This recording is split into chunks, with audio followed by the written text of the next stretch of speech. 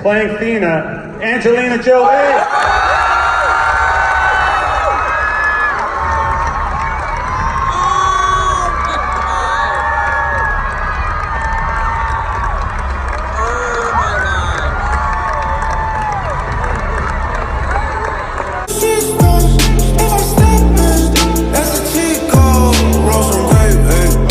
Like me, no. Say we ghosts now, but we don't see them. We're gonna fall away. I want to welcome you to the Epic Sinners family. We're so happy you're here. Be sure to go and like and subscribe. ASAP Rocky.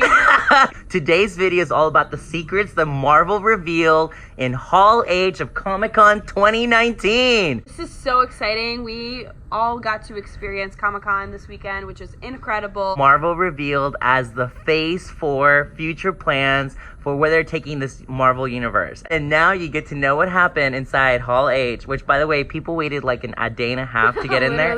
And I got there in 5 minutes. We're going to take you through all the projects we're working on from 2020 to 2021. There's a lot of untitled things up there. And you know what we're going to do? We're going to start right off the bat with our film on November 6, 2020. Been on Earth 35,000 years. They've been there amongst the MCU. We haven't met them before. This film is full Jack Kirby. And I want you guys to say a big hello to our director of Eternals, Chloe Zhao.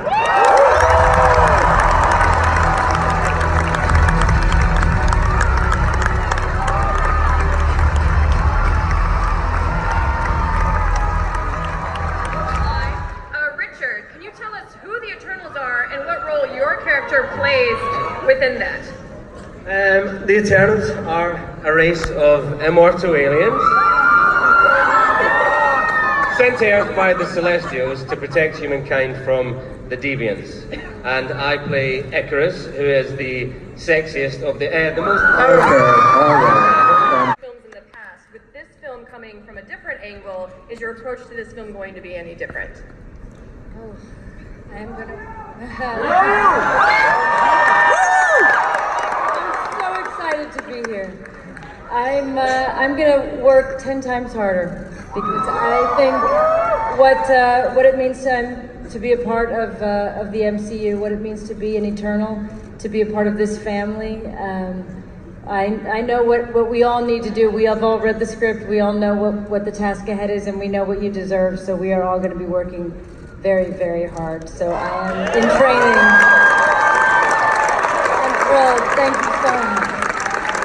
This Disney Plus, let me tell you something, is giving Marvel Studios an opportunity to tell so many more stories that we haven't been able to tell before. Most specifically, what's going on with the Falcon and Winter Soldier post-Endgame.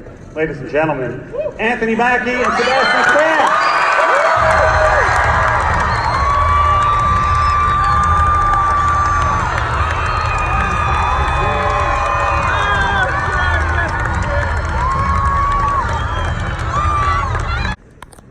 In 2021, on February 12th, what's this? This has been in the MCU since the very beginning. Those sons of bitches that Obadiah Stane hired. They helped out Whiplash a little bit in Iron Man 2. There was an imposter that played the Mandarin in Iron Man 3. You remember that, but you didn't see that in Ant-Man, the Ten Rings logo there. And in an awesome short we did called All Hail the King, we revealed there is a real Mandarin, and he was quite upset with the shenanigans that they pulled in Iron Man 3. Well, the Mandarin is in this film. And I will tell you right now that the amazing Chinese actor Tony Leung is playing the Mandarin.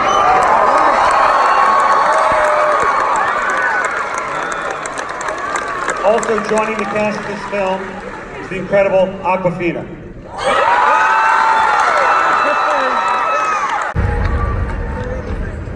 Both those guys are incredible. I can't wait for you to see what they can do. You want to see what we're doing in spring 2021? Unlike anything we've done before, how about you meet Wanda Maximoff, Lizzie Olsen, and the Vision, Paul Bettany.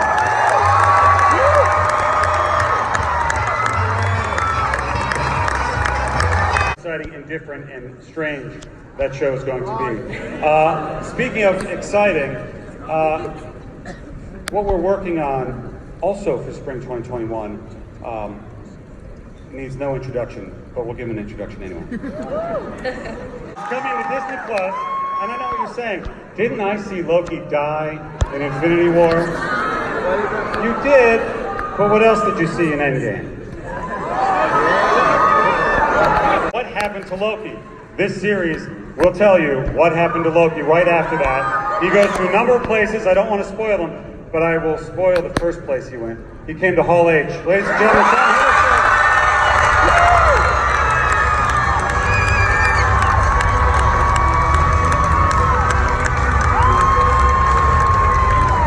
Kevin has generously shown me of what his plans are. I can't tell you any of them.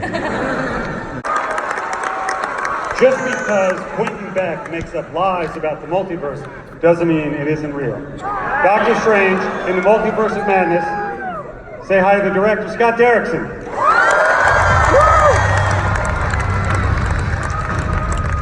You know what excites me about Doctor Strange? What? The fact that Benedict Cumberbatch plays him. Yes, absolutely. Ladies and gentlemen, Benedict Cumberbatch.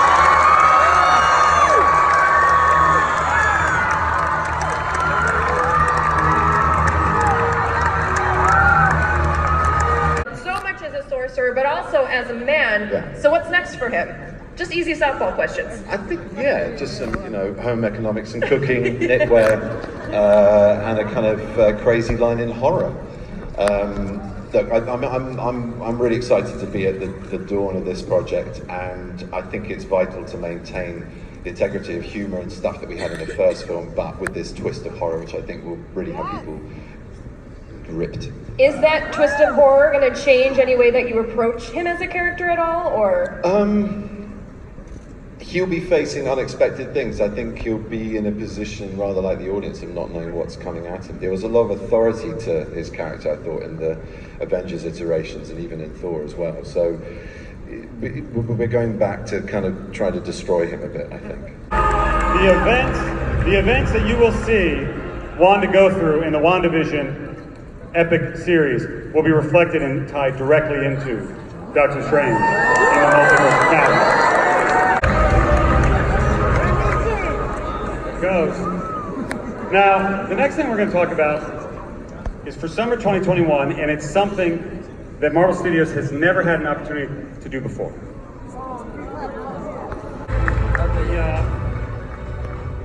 You know what we haven't done yet at all today? We haven't talked about any of the OG original Avengers. So Jeremy, thanks for joining us here in Hall H. What are you here to talk about? Look, I can blow wind about a whole lot of things I can't talk about, but I think he might have put something together. Something? Let's see it. Maybe? So, wait a second. Yeah. Was that Kate Bishop then? Yeah, the better version of Hawkeye. Yeah, the best version of Hawkeye. That's awesome. So I know things are still a little secret about the show. Is there anything that you can share with us? No. Bringing Kate Bishop into the MCU, and, by the way, we'll explore more of his time as Ronin in this series. Yes! So, it looks like there's one more little untitled there towards the end. The film we have, third film of 2021, is this. Tessa Thompson!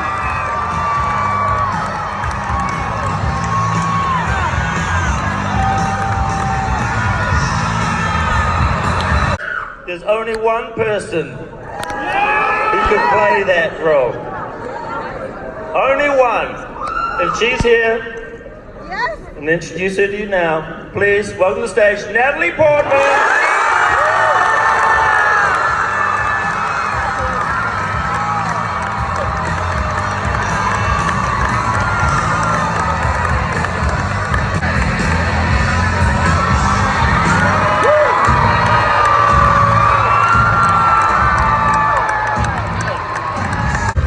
And of course, the Black Widow herself, Scarlett Johansson.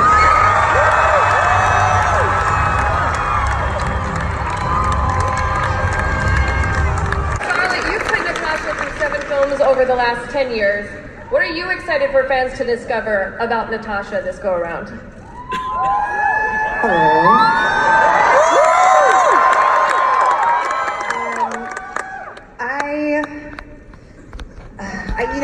I don't think I could have played this iteration of Natasha 10 years ago. It would have been a very different film. And, I get to play Natasha as a fully realized woman, and in all of her many facets. I'm excited for fans to see the flawed side of her, or what she perceives to be the flawed side of her. And I'm looking to wipe out some of that red in my ledger, so you guys will be seeing a lot of that.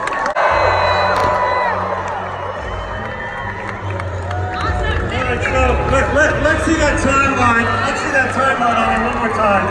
Everybody, look at this. So this is phase 4. This is phase 4. Thank you. Now, there's a lot of other stuff we didn't get a chance to talk about today. We didn't even mention that we're making Black Panther 2.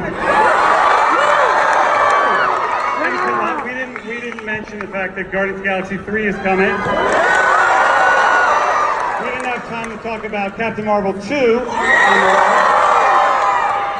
I didn't even have time to talk about the Fantastic Four.